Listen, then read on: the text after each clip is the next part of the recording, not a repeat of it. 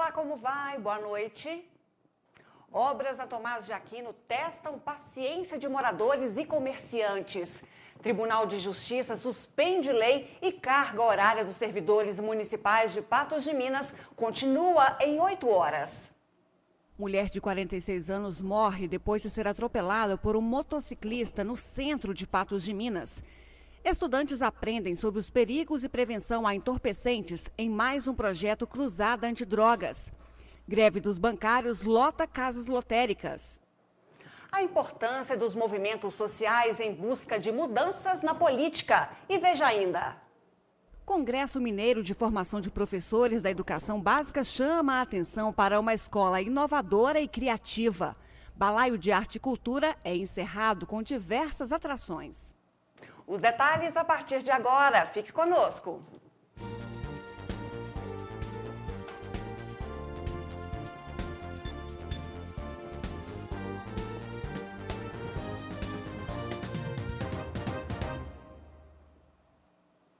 Mais estudantes tiveram a oportunidade de conhecer sobre os perigos e malefícios que as drogas provocam. O projeto é desenvolvido em escolas de Patos de Minas e tem surtido efeito. O projeto é de iniciativa da Associação Vencer, que conta com vários parceiros no combate ao uso de drogas. O trabalho é desenvolvido no decorrer do ano com 9 escolas de Patos de Minas, sendo dividido em 3 etapas. O Cruzada Antidrogas é realizado há 4 anos entre estudantes de 10 a 17 anos, uma forma de alertar sobre os perigos e a prevenção. A prevenção você evita que algo ruim venha acontecer. Então a gente evita não só a questão do impacto para a própria criança, mas o impacto para toda a sociedade, aí por diversos aspectos. Com certeza, prevenir com certeza vai ser sempre o melhor caminho.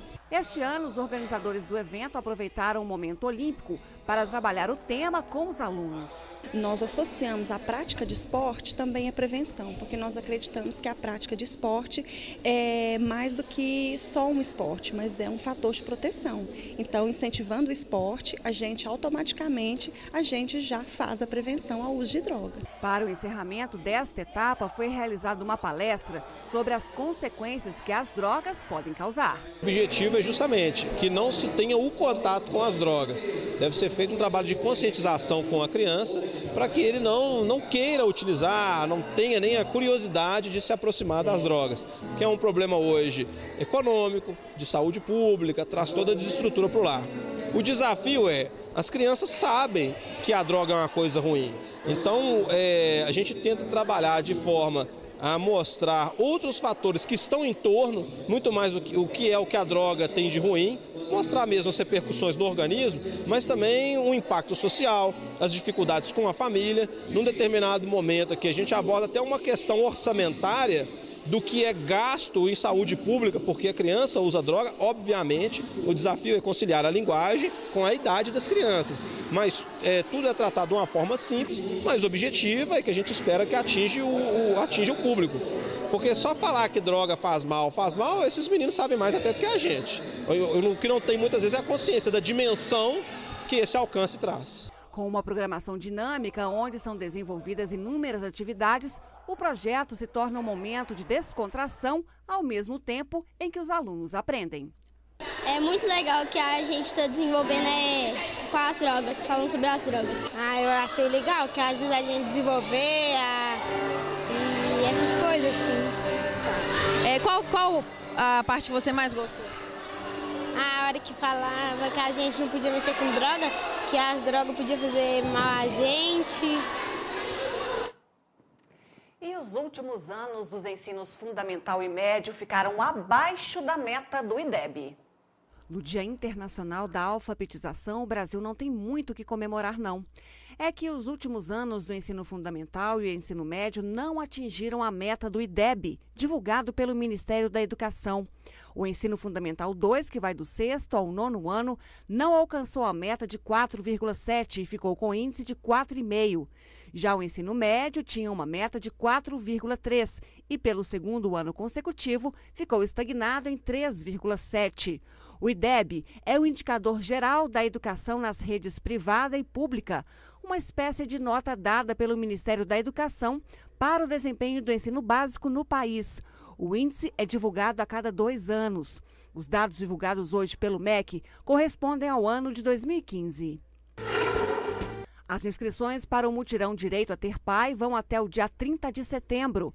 A ação é promovida pela Defensoria Pública do Estado de Minas Gerais e tem o objetivo de garantir à pessoa o direito de ter o nome do pai em seu registro de nascimento.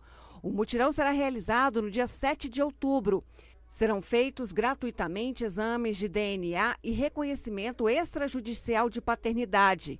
Em Patos de Minas, mais informações pelo telefone 3823-4127. Uma resolução publicada no Diário Oficial desta quinta-feira pelo Conselho Nacional de Trânsito prevê a aplicação de novos valores nas infrações de trânsito a serem cobrados a partir de 1º de novembro. De acordo com o CONTRAN, o valor a ser pago por infrações classificadas como gravíssimas será de R$ 293,47. Infrações consideradas graves passarão a custar R$ 195, enquanto as infrações classificadas como médias custarão R$ 130. Já as infrações leves serão reajustadas para R$ 88. Veja a seguir que torcida organizada do Mamoré organiza campanha para arrecadar alimentos. E balaio de arte e cultura é encerrado com diversas atividades.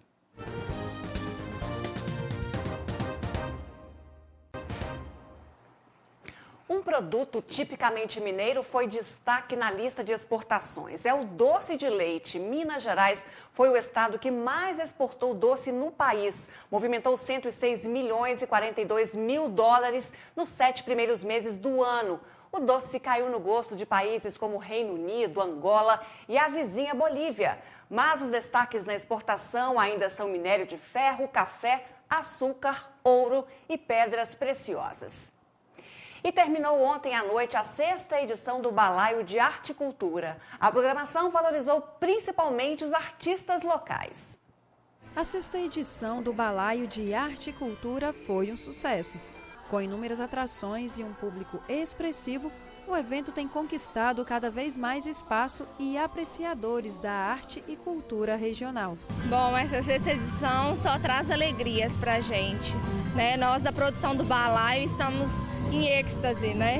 Eu acho que esse ano a gente conseguiu reunir tudo que a gente sempre quis, né? Um pouco da valorização do artista local, né? Os artistas se envolveram mais, várias pessoas da cidade puderam prestigiar os nossos espetáculos e conhecer um pouco do que é o balaio, né? Muitas pessoas tiraram aquela grande dúvida, né? O balaio é particular, é privado. Não, o balaio é dos artistas locais e foi um sucesso. O evento foi criado com o intuito de fomentar a arte e cultura em Patos de Minas, já que a cidade é um pouco carente de apresentações artísticas como essa. E aproximadamente 90% dos artistas que fizeram parte da programação são locais. Para o encerramento, foi reservada uma programação especial, contando com apresentações de orquestras, bandas e seguindo com as exposições de arte nas galerias montadas em vários pontos do evento. Tivemos grandes atrações, tivemos Quarteto nos Quatro Nós, tivemos Lisandra, tivemos Rafael Piete, tivemos nosso grande Luiz Salgado com o lançamento do novo CD que é maravilhoso, tivemos uma companhia maravilhosa de Belo Horizonte, que é o Grupo Trama de Teatro, tivemos o Grupo Acaso mais uma vez, enfim, várias atrações aqui.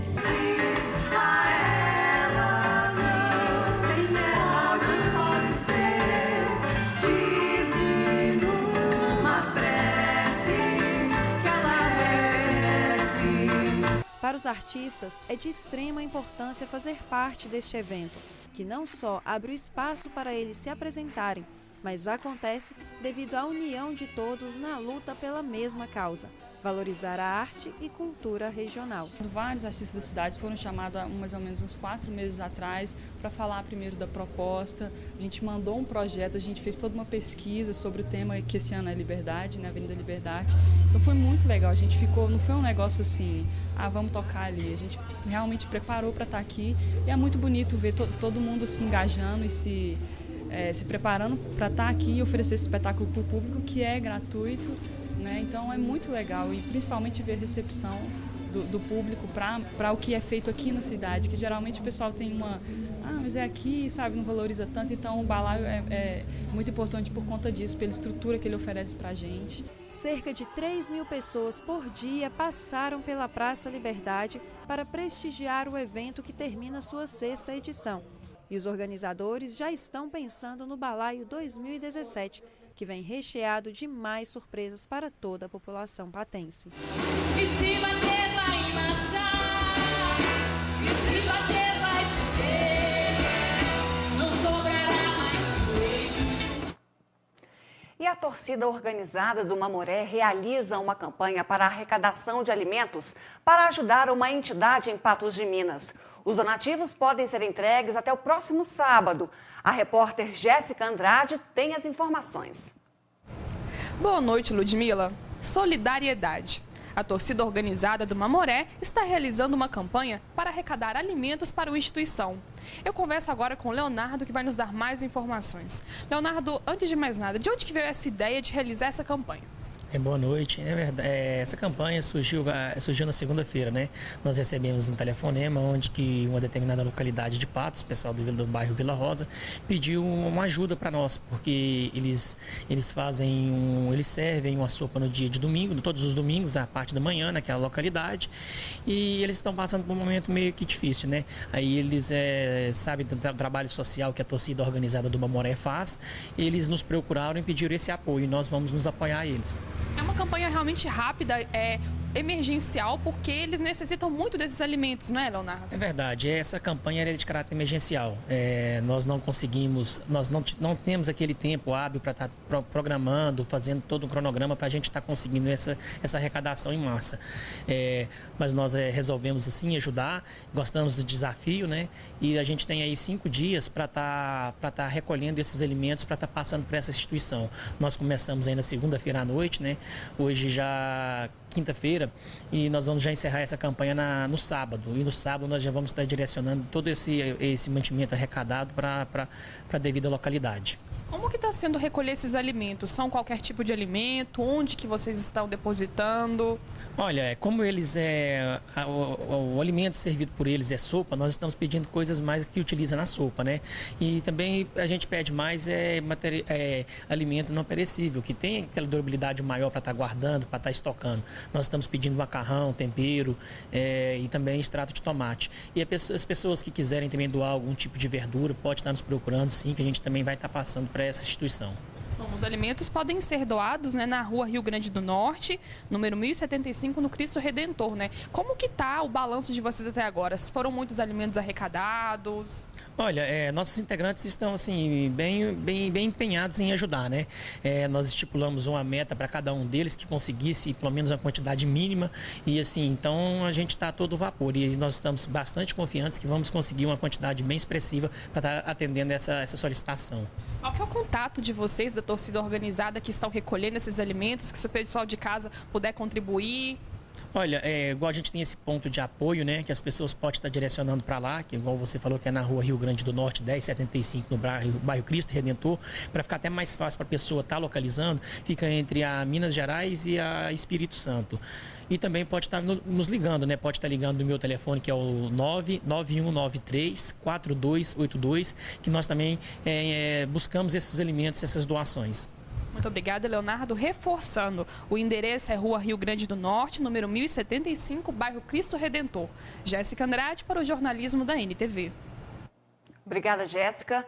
E depois do intervalo, vamos mostrar a importância dos movimentos sociais em busca de mudanças na política. E Congresso Mineiro de Formação de Professores da Educação Básica chama a atenção para uma escola inovadora e criativa.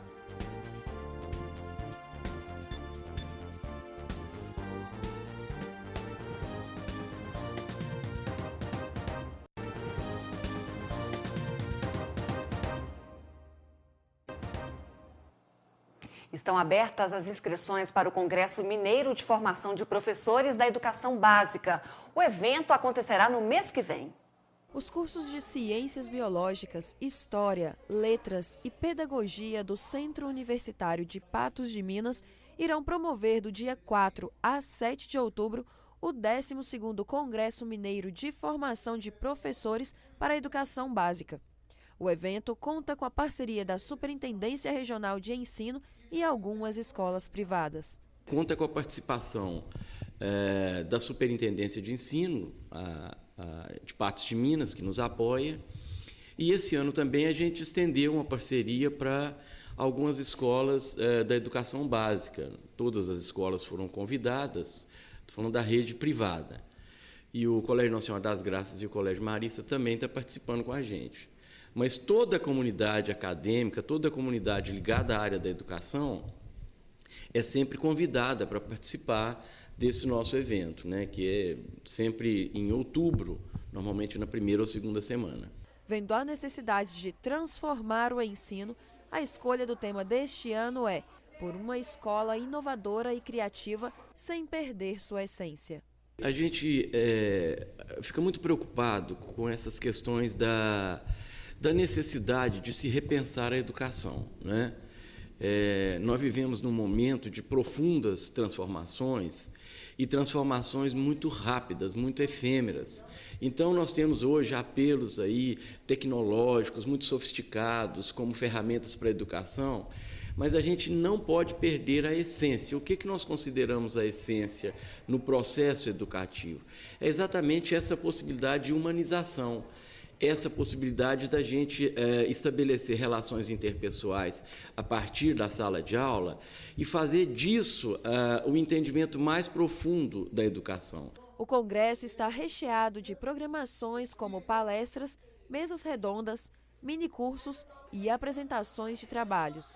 A abertura na terça-feira, que é no dia 4 de outubro, a partir das 19 horas, que vai haver o credenciamento aqui no saguão do Bloco M, e em seguida a abertura de uma exposição de artes plásticas, do trabalho com a artista plástica Junice Pereira, As Cores Falam, ela e seus alunos, e depois na quarta-feira, e aí tem a apresentação dos pôsteres também na terça-feira, a partir das 21h30, também em salas aqui do saguão do Bloco M.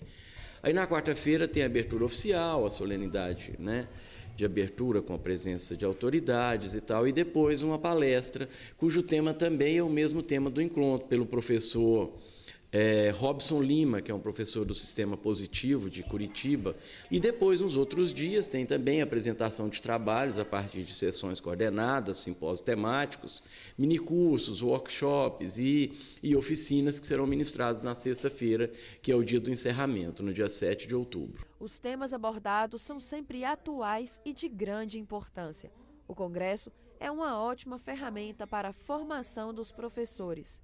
É um congresso assim de alto, vamos falar assim, gabarito. Então a gente sabe que são doutores que vêm falar, são mestres. Então assim, é muito importante para os nossos professores, tanto da rede pública estadual, da rede pública municipal, até mesmo assim da rede particular, né? Então assim, é um momento assim muito rico, troca de experiências e aprendizagem mesmo, para depois eu fazer com que aquilo ali aconteça realmente na sala de aula, e o beneficiado com certeza é o aluno. O investimento é de R$ 50 e as inscrições podem ser feitas através do site unieventos.unipan.edu.br. Através do Unievento, as inscrições estão abertas, né? Para submissão de trabalho vão até o dia 12 e depois vai até, salvo engano, dia 23, né? Então, nós estamos aguardando aí toda a comunidade de Patos e região, né? A gente assambarca um número grande de cidades aqui, cerca de 30 cidades, e sempre a gente tem a participação efetiva também de docentes e alunos da área de licenciatura dessa região nossa aqui. A gente aguarda todo mundo. Então, reforçando, as inscrições podem ser feitas até o dia 23 de setembro no site unieventos.unipan.edu.br. Eleições 2016. As eleições municipais deste ano são as primeiras após as manifestações de junho de 2013. Os vários movimentos sociais surgidos após esse período reivindicam políticas públicas que estão ao alcance de prefeitos e vereadores. O nosso quadro Eleições de hoje, vamos mostrar a importância dos movimentos sociais para a mudança na política.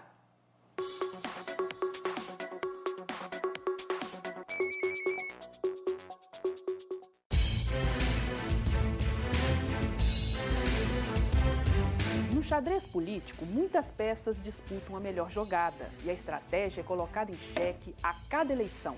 Em 2016, um componente a mais busca uma posição de destaque: os movimentos sociais. Saídos dos mais diversos grupos, eles ganharam as ruas, se desvincularam dos partidos políticos e agora querem influir decisivamente na escolha do eleitor. Essas manifestações populares, as maiores na história recente do país, têm uma data marcante: junho de 2013. As jornadas de 2013 que ocorreram no Brasil, elas ocorreram também em outros países da América Latina. Eram movimentos que foram feitos espontaneamente por jovens e eram movimentos feitos no momento de bonança, com a exigência de mais e melhores políticas públicas.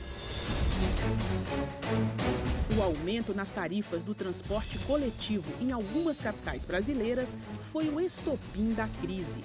As ruas foram tomadas por pessoas com as mais diversas reivindicações e um ponto em comum: a contestação aos partidos políticos e à política tradicional. No início, lá nos Anônimos, que foi os Anônimos que de alguma forma cooptou esse movimento de 2013, que eles faziam lá 5 causas do movimento, ou seja, tentavam sintetizar aquela quantidade de demandas que surgiram em 2013 em 5 causas.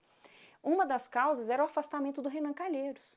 Surgem outras lideranças, outras formas de organização, por exemplo. Não havia o Revoltados Online, que vem com uma tendência mais radicalizada, ligada ao Bolsonaro, até um golpe militar. E depois não havia, por exemplo, o Vem Pra Rua, que surge só depois, 2014, 2015. Então é um movimento muito movediço, muito orgânico e espontâneo, que me parece que se tem uma continuidade é o combate à corrupção. Nós temos 4 blocos de grandes movimentos sociais. O primeiro bloco é o bloco das organizações que apoiaram Lula. Talvez as principais sejam a UNE, a CUT e a Central de Movimentos Populares. O segundo bloco é o bloco que eu chamo dos pragmáticos. São movimentos sociais que lutam por temas muito específicos, então habitação, saúde, creche. Depois nós temos o terceiro bloco, que é talvez um dos movimentos mais radicais do país, e que o líder principal é o Guilherme Boulos, que é uma frente chamada Frente Povo Sem Medo. Eles estão arrastando o primeiro e o segundo bloco para eles. Finalmente é o quarto bloco que você estava citando aqui, que é o bloco dos jovens. É o bloco do pessoal que ocupou a Funarte, é o bloco dos meninos que ocuparam as escolas estaduais. Eles são herdeiros de 2013, que não tem nada a ver com as manifestações de 2015 e 2016, é outra coisa. E a principal cultura e valor deles é o que hoje se chama de autonomismo. O que é isso? Uma total divergência em relação e recusa de hierarquia, portanto partido, sindicato mandando de cima para baixo. Eles têm um valor muito forte na individualidade. Esses 4 blocos, eles só vão ter sentido se eles se unificarem. A unificação não vai ser rápida, mas quando unificarem serão muito mais importantes do que os partidos, como foram nos anos 80. Nos anos 80, o PMDB teve que ouvi-los, porque senão não governava. O PT teve que ouvi-los para ser depois o que foi. Eu tenho certeza absoluta que nós estamos vendo um outro período muito similar, com outros valores, outra história, mas de reconstrução da política a partir do bairro. Isso eu tenho certeza no país inteiro.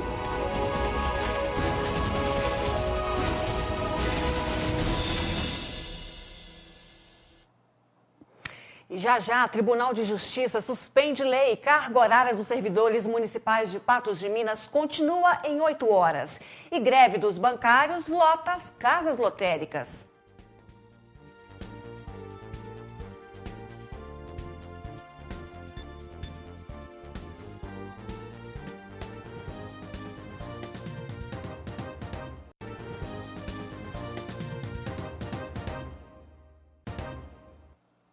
A greve dos bancários continua, mas uma nova reunião com a categoria está marcada para amanhã. Os profissionais pedem reajuste salarial de 14,78%, mas a proposta dos bancos foi de 6,5%. Pois é, e com a greve bancária, os clientes migraram para as casas lotéricas e com isso não tem como escapar da fila não. A greve dos bancários começou na última terça-feira, depois de não haver acordo com a Federação dos Bancos. Os bancários reivindicam reajuste salarial e outros benefícios. Em Patos de Minas, funcionários de 7 agências aderiram à greve. Com os bancos fechados, o jeito então é procurar as lotéricas para quitação de contas. Como estamos no princípio do mês, quem vai até uma lotérica depara com enormes filas. É complicado, porque os bancos tudo em greve, né? A gente precisa pagar as contas da gente, aí a gente chega numa lotérica desse tamanho aqui, é o tamanho da fila que a gente pega, e o banco em greve. Fica difícil pra gente que é cidadão. Né? Só esperar, né? O jeito é esperar. Esperar. Seu Sebastião ficou sabendo da greve dos bancários e foi direto nessa lotérica para pagar contas. Teve também que enfrentar a fila. Já fiquei sabendo. Estava de greve, nossa. Mas como é que faz depósito agora? Cheque? Aqui, na lotérica faz aqui, né? Dinheiro. Mas cheque, não faz. Já seu Francisco, mesmo usando o guichê preferencial para aposentados, ficou na fila por mais de 1 hora. Tem 1 hora. Mesmo preferencial aqui? É, 1 hora. Tá grande a fila, hein? É, tá grande. Algumas alternativas para pagamento de contas, como agências dos Correios e correspondentes bancários, também estão tendo grandes filas. Essa dona de casa já foi ciente de que iria enfrentar. É, loteria. Aí eu fui bem atendida. Assustou com o tamanho da fila, não? Não assustei não. Você sabia que o banco estava de greve, que podia pegar a fila grande, né? Aham, sabia. Pois é, e os Correios também são uma alternativa para pagamento de contas e títulos, já que atuam como banco postal. Também oferecem saques, depósitos, extratos, empréstimos e pagamento de benefícios do INSS, entre outros. A polêmica sobre a jornada dos servidores municipais de Patos de Minas teve um novo desfecho. Depois que a prefeitura recorreu à segunda instância, o Tribunal de Justiça entendeu que a carga horária a ser cumprida pelos funcionários deve ser de 8 horas e não de 6, conforme lei aprovada pelos vereadores. A decisão do Tribunal de Justiça de Minas Gerais considerou inconstitucional a lei criada pela Câmara Municipal de Patos de Minas, que instituiu as 6 horas de trabalho para os servidores públicos. De acordo com a sentença, o tribunal entendeu que o projeto teria que ter sido apresentado pelo Executivo e não pelo Legislativo patense. Na época da aprovação, o prefeito Pedro Lucas vetou a lei, mas os vereadores derrubaram o veto. A carga horária de 6 horas vigorou por poucos dias. A Procuradoria do município recorreu ao Tribunal do Estado e conseguiu liminar para suspender os efeitos da lei municipal. Os desembargadores entenderam então que a lei era inconstitucional. O Tribunal de Justiça do Estado de Minas Gerais já havia concedido a medida cautelar para suspender liminarmente a eficácia dessa lei. E no julgamento agora de mérito, né, os desembargadores confirmaram aquela decisão, entendendo que a Lei Complementar 513, de 30 de setembro de 2015, que fixava em 6 horas a carga horária do servidor público, padecia de um vício de inconstitucionalidade, tendo em vista que ela foi iniciada no Legislativo. E essa matéria, por ser tipicamente administrativa, dependia de um projeto de lei iniciando no Executivo. Além disso, entendeu-se também que a redução da carga horária poderia gerar um aumento de despesa e que não foi apresentado no âmbito do projeto qual que seria a fonte de custeio para essa nova despesa. Com a decisão do Tribunal do Estado, fica valendo então a carga horária de 8 horas para os servidores públicos municipais. Não houve alteração da carga horária. Nós sabemos que a carga horária ela só pode ser modificada através de lei específica, de competência, né, de iniciativa do Poder Executivo. Como não declarou inconstitucional a lei que foi aprovada pelo Legislativo e promulgada pelo Legislativo, fica valendo a carga horária respectiva daquelas leis que criaram os cargos. E, portanto, se a lei que criou o cargo é 8 horas, essa carga horária que está valendo. Até porque não se pode alterar jornada de trabalho, quer dizer, a carga horária, por decreto. Agora, depende do Executivo se quiser estabelecer as 6 horas, enviando o projeto de lei para apreciação da Câmara. A alteração da jornada de trabalho, juridicamente ela é possível, né, desde que o Poder Executivo, ou seja, o prefeito, encaminhe um projeto de lei complementar, dizendo qual que seria a carga horária e especificando se isso vai ter ou não repercussão do ponto de vista administrativo e até orçamentário. Se necessário fazer ajuste, ele também tem que demonstrar a viabilidade orçamentária desse projeto. Ainda nesta edição do NTV News, você vai ver que mulher de 46 anos morre depois de ser atropelada por um motociclista no centro de Patos de Minas.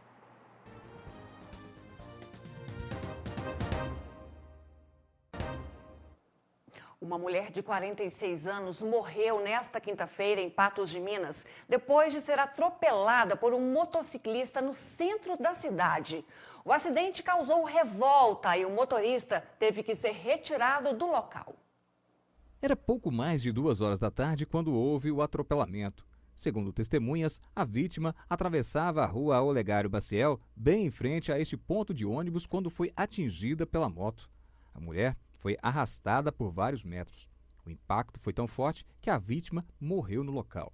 Segundo esse rapaz que passava pela rua no momento da batida, o motociclista estava em alta velocidade. O sinal abriu, logo após ele já veio da direita assim, ó, e já veio acelerado demais. Tá correndo a alta velocidade? Alta velocidade, ele quase me atropelou e quase atropelou um outro rapaz. Zigue-zague, fazendo zigue-zague na pista? Fazendo zigue-zague, quando ele já virou à direita, ele já fez fazendo zigue-zague, acelerando a moto em frente, com muita velocidade. Viu quando ele atropelou a senhora ali? Vi sim, eu estou arrastando ela, mais ou menos, daquele carro ali até aqui na frente, onde que a senhora se encontra. O corpo da vítima ficou caído no asfalto até a chegada da motolância do SAMU. Uma outra unidade de resgate também foi acionada. O médico constatou o óbito. A vítima, Valdirene Pereira de Ávila, tinha 46 anos. O marido dela, Sebastião, chegou pouco depois do acidente e reconheceu a esposa. Ele não se sentiu bem e teve que ser socorrido pelos médicos do SAMU. E que o motociclista estava trafegando aqui pela rua Olegário Maciel e a pedestre estava atravessando aqui bem no meio do quarteirão, né? E aí ele não conseguiu desviar, tentou desviar, mas não conseguiu. E aí com o choque ambos caíram, né? E ela veio a óbito. Agora a gente não pode afirmar a causa do óbito, se foi o choque contra a motocicleta, se foi a queda ao solo. A gente tem que aguardar os trabalhos da perícia. Um grande número de pessoas se aglomerou no local. A rua teve que ser interditada para os trabalhos de praxe da perícia da Polícia Civil. Segundo o perito, Valdirene tinha o braço e a perna quebrada, além de um ferimento na cabeça. A moto XT660 era pilotada pelo vendedor Vanderlei Lucas Fonseca, de 22 anos, que logo depois do acidente foi conduzido pela polícia até a delegacia. Se encontra, inclusive, em uma das viaturas da Polícia Militar, aguardando a gente encerrar os trabalhos aqui e deslocar para o registro da ocorrência. O atropelamento e morte no trânsito chama a atenção para um sério problema em Patos de Minas. Muitas pessoas não têm por costume atravessar a rua na faixa de pedestre. Preferencialmente na faixa de pedestres, e fica o alerta, né, para os condutores de veículos, sejam ele 2, 4 ou mais rodas, né, ônibus, caminhões, redobrar as atenções. Porque o trânsito é assim, são pedestres, são ciclistas, são motociclistas, são condutores de veículos pequenos, de veículos maiores. E alguém pode errar. Se a gente estiver trafegando com a velocidade compatível com a via, se a gente estiver trafegando com as atenções redobradas, pode ser que a gente consiga evitar o acidente. Não estou fazendo nenhum pré-julgamento aqui da situação no local, mas é uma situação trágica que serve de alerta, né, para pedestres, para condutores de veículos de maneira geral. E uma tragédia lamentável. E outro acidente foi registrado em Patos de Minas nesta quinta-feira, desta vez envolvendo 2 veículos na Avenida JK. Mais um acidente de trânsito foi registrado na tarde desta quinta-feira em Patos de Minas. O fato aconteceu na pista central da Avenida JK. De acordo com a Polícia Militar, o condutor do veículo Scott, Michael Ivanilson de Matos, de 23 anos, transitava pela via sentido centro da cidade, quando teria avançado uma parada obrigatória e colidido com um veículo Vectra, guiado por Adi José Muscoff, que transitava sentido a BR-365. Uma mulher, que estava em um dos veículos, foi encaminhada ao atendimento médico pelo Corpo de Bombeiros. De acordo com os militares, ela reclamava de dores pelo corpo, mas estava consciente. O trânsito ficou conturbado no local. E ao invés de comemoração, as obras na Tomás de Aquino viraram motivo de muita reclamação entre moradores, comerciantes e também por quem passa pelo local. O grande questionamento é a demora na conclusão. A construção da galeria começou na rua Elisa Pereira para a instalação das manilhas de escoamento de água pluvial. A obra agora chegou na Tomás de Aquino. Aqui estão sendo construídas 2 enormes caixas coletoras. O problema é que, segundo os moradores e comerciantes do local, o trabalho segue em ritmo lento demais. Se eles andassem rápido com a construção, mas está tudo parado e você vê a poeira. Olha a poeira, olha dentro da minha loja aqui, você vê a poeira que está ali, você limpa dentro de meia hora, estava sujeira e eles não lavam aqui, eles lavam em redor e aqui eles não vêm lavar. Vocês estão reclamando não é da obra em si, mas da demora da obra, né? Da demora da obra, tem que ser feito, mas eles têm que olhar também para o nosso lado aqui, né? Vem dar uma lavada nessa rua, não tem jeito. Liberar mais rápido. Liberar mais rápido. Os peões estão sentados, você passa, ele, que isso, gente? Eles falam, não, nós estamos ganhando é por dia, por mês, nós temos que demorar, senão nós ficamos sem serviço. Pô, absurdo um trem desse, né? Este outro comerciante, também indignado, reclama da lentidão da obra. Já está com 18 dias, mais ou menos, que eles estão com essa obra. A gente não é contra, é lógico, a gente sabe que tem que fazer as obras. Mas a gente queria que eles tivessem mais agilidade, sabe? Porque eles têm que pensar do lado dos comerciantes, do lado de quem mora aqui, o transtorno que causa. Então eles poderiam agilizar. Você vê, por um feriado que foi ontem na semana, eles pararam uma semana. Não faz, as obras ficam paradas. Por causa dos transtornos, o movimento, segundo ele, no comércio caiu cerca de 70%. Fica prejudicando o movimento da gente aqui, cai muito. Você vê, as despesas não param, né? O comércio está desse jeito que você vê, ó, não tem movimento, fica tudo paralisado. O poder público, eles cobram da gente, que a gente ande direito com os compromissos da gente. Mas como que a gente vai andar com os compromissos se não ajuda, o movimento não ajuda? O transtorno também tem sido grande para quem trafega pelo local. O trânsito da rua Gabriel Pereira, que antes era mão única, agora virou mão dupla. Na rua dos Chavantes, os carros passam levantando poeira e pedestres têm que desviar dos montes de terra. Seu Geso, que é morador da rua, já não sabe mais o que fazer. Tem poeira. Lá a mulher preocupa com a janela, com porta lá toda hora lá. Não está dando conta de limpar a casa? Não, ela dá conta, mas com muito sacrifício. Está difícil então? Tá difícil. Você acha que está demorando demais o serviço aqui? Tá. Pois é, esse incômodo e transtornos vão continuar até pelo menos março de 2017, segundo a construtora. E o NTV News termina aqui. Muito obrigada pela sua companhia e até amanhã.